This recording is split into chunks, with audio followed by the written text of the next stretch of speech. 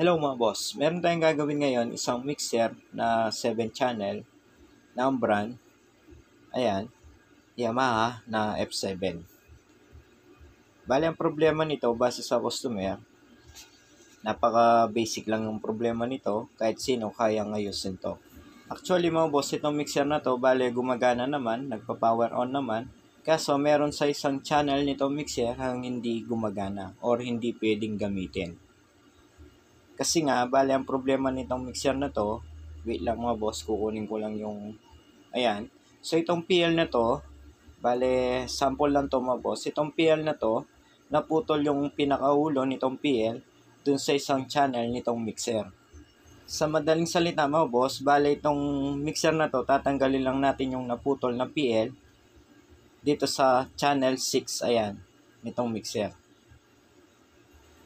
So, dito sa channel 6 nitong mixer, dyan bale daw naputol yung isang PL.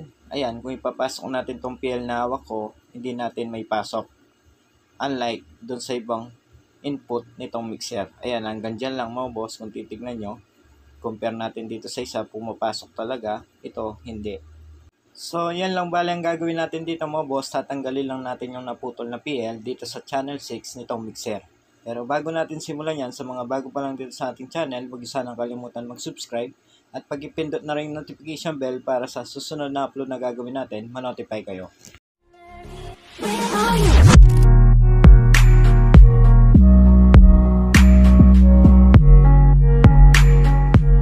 Ngayon, ano lang gagawin natin dito, matik mga boss, bubuksan na muna natin itong cover nitong mixer. So sa mga beginners dyan na meron mixer na may encounter na naputol na PL or jack dito sa mixer, so huwag kayong matakot mga boss, buksan nyo. Madali lang naman magtanggal niyan. Yun nga lang, kailangan medyo matyaga kayo mga boss kasi nga itong mga mixer na yan, medyo marami muna tayong tatanggalin. So ito pala mixer na to mga boss, kahit na hindi natin pwedeng gamitin yung channel 6, pwede pa rin natin gamitin yung channel 1 to channel 5 or 7.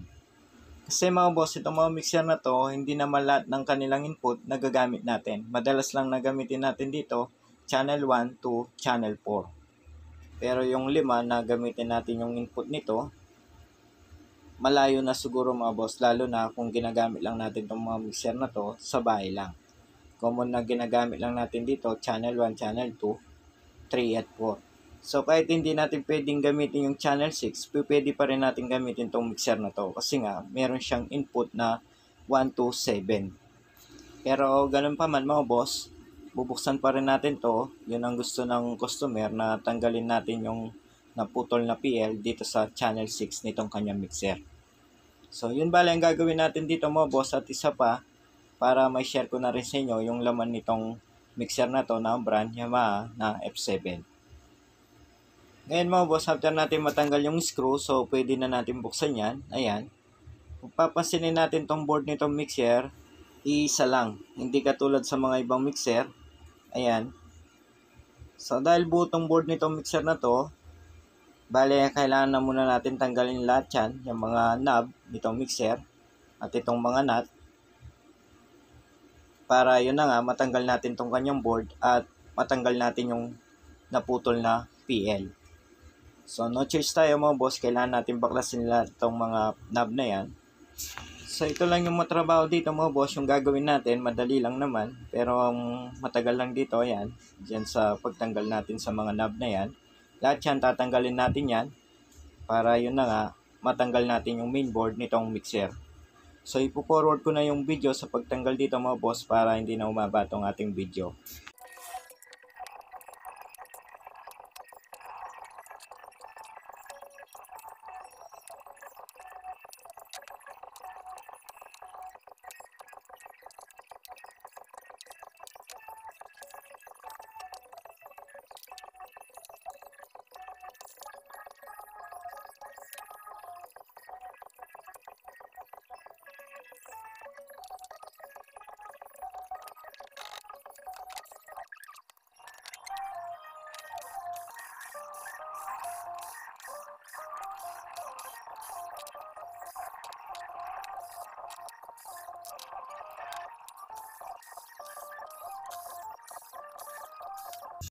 Ngayon mga boss, after natin matanggal yung mga knob, so tatanggalin na rin natin yung socket na yan. Tapos meron pang isang socket yan dito sa loob nitong board.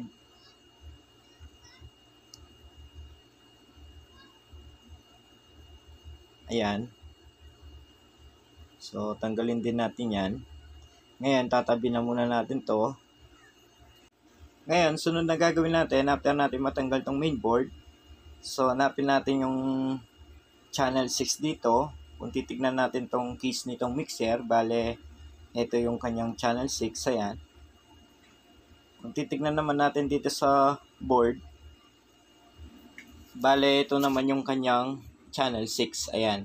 So dyan bale naputol yung PL, so tatanggalin natin ngayon yan para yun na nga may labas natin yung naputol na PL. So yung PL na naputol dito sa channel 6 nitong mixer, hindi natin pwedeng itulak palabas dito sa likod. Kasi nga papasin ninyo, butong kanyang board. Ngayon gagawin natin dyan, bale babaklasin natin tong mismong yan, ayan. Para yun na nga, may ilabas natin yung naputol na PL. So tanggalin ko lang.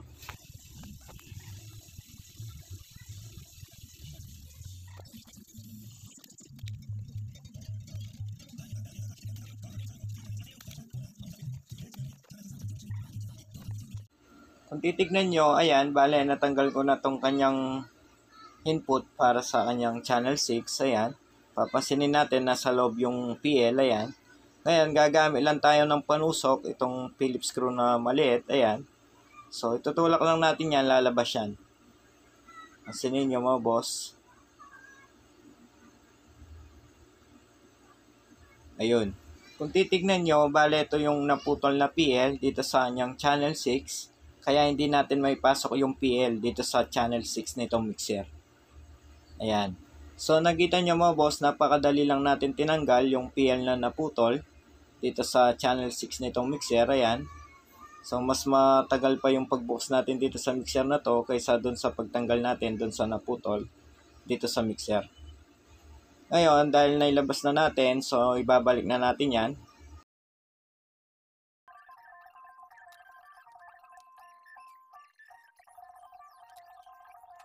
Ngayon mga boss, after natin may balik yung input na channel 6 nitong mixer, so bubuin na natin yan.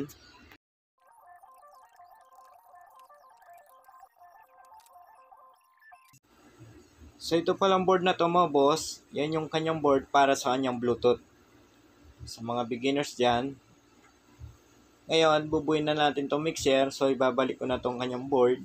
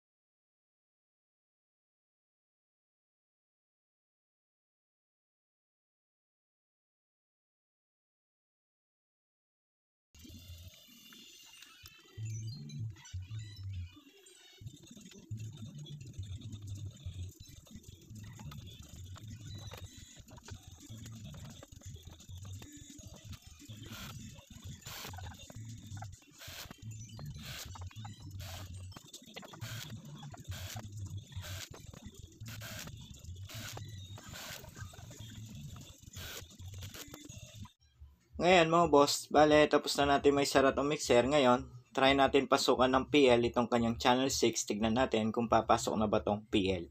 So try natin na yan. Bale ito yung kanyang channel 6. Ayan. So nakita nyo mga boss, bale pumapasok na itong PL. So okay na to. Ayan.